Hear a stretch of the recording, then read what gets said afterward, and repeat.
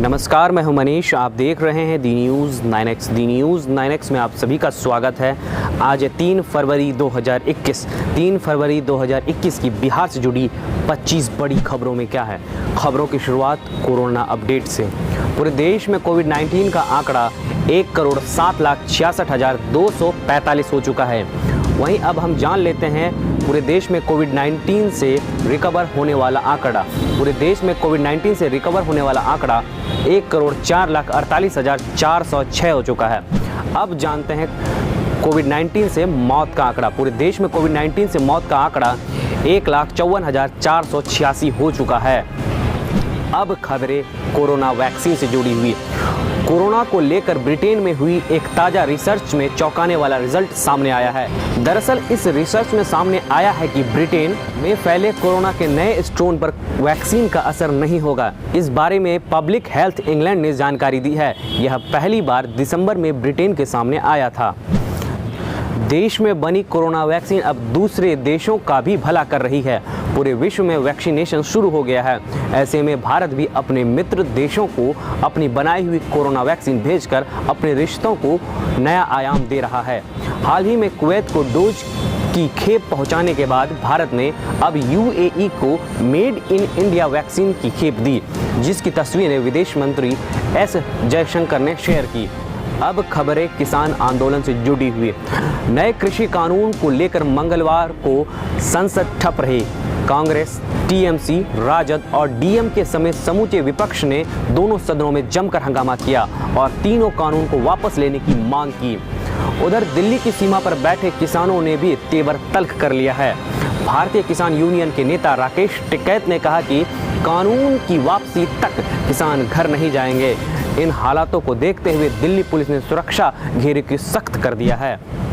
किसान आंदोलन से जुड़े 250 ट्विटर अकाउंट सस्पेंड कर दिए जाने के बाद कांग्रेस के पूर्व अध्यक्ष राहुल गांधी ने सरकार पर निशाना साधते हुए ट्विटर पर लिखा कि यही मोदी शासन की शैली है, चुप कराओ, अलग करो और कुचल डालो। वहीं कृषि मंत्री नरेंद्र सिंह तोमर ने कहा कि सरकार किसानों से जुड़े मुद्दे पर संसद के अंदर और बाहर चर्चा करने को तैयार है। साथ ही कहा, नए कृषि कानून से न्यूनतम समर्थन मूल्य से खरीद प्रक्रिया पर कोई असर नहीं पड़ेगा। अब चलते हैं बिहार की राजनीतिक खबरों की ओर।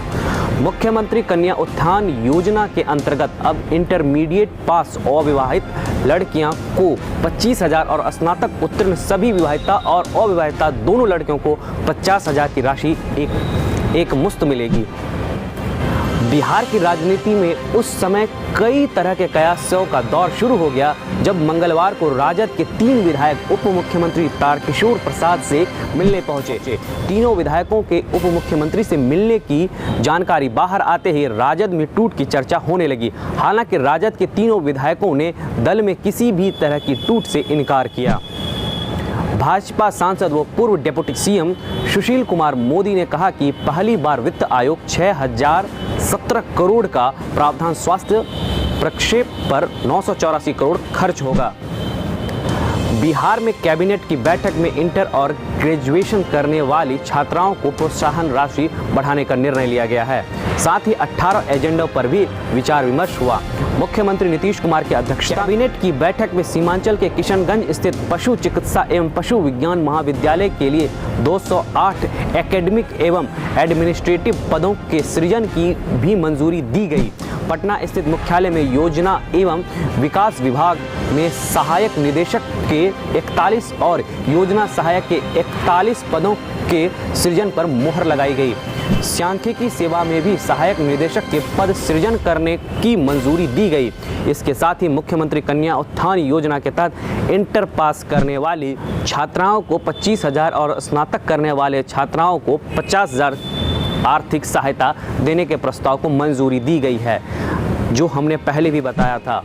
अल्पसंख्यक छात्र छात्राओं को भी प्रोत्साहन राशि दिए जाने का प्रस्ताव लिया गया है। अब खबरें नौकरी से जुड़ी हुई।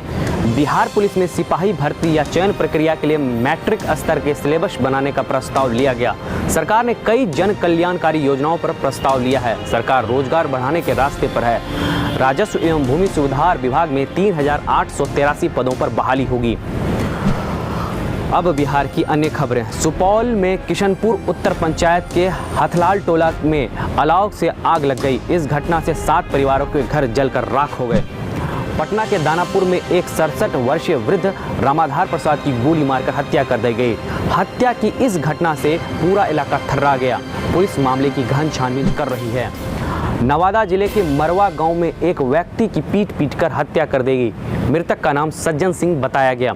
उसकी खता सिर्फ इतनी थी कि उसने अपने घर की नाली पड़ोसी के घर से सटा कर बनाया था। उसी वक्त से लेकर अब तक विवाद चल रहा था। अंत में खबरें मौसम की। अब धीरे धीरे मौसम में सुधार होने की उम्मीद है। मौसम विभाग ने ऐसा संकेत दिया है। ठंड धीरे धीरे कम हो जाएगा, लेकिन हम सभी को सावधान रहना होगा, क्योंकि ठंड आने के समय और जाने के समय ही लोगों को ज़्यादा असर करता है। मौसम के सुधार की खबर से किसानों और पशुपालकों के चेहरे पर राहत दिखने लगी है, क्योंकि कड़ाके की ठंड ने गेहूं छोड़कर सभी फसलों को प्रभावित कर दिया। पशुओं की सेहत भी प्रभावित हुई है। ये थी बिहार से जुड़ी महत्वपूर्ण खबरें कैसी लगी आप अपनी राय हमारे कमेंट बॉक्स में ज़रूर दें। अगर आप हमारा यह वीडियो फेसबुक पे देख रहे हैं तो हमारा फेसबुक पेज लाइक करें। अगर आप हमारा यह वीडियो यूट्यूब पर देख रहे हैं तो यूट्यूब चैनल दी न्यूज़ 9X को सब्सक्राइब करें। साथ ही साथ बेल आइकन ज़रूर बजाएँ ताकि हमारी हर अपलोड की गई वीडियो सबसे पहले आप तक पहुँचे। शुक्रिया।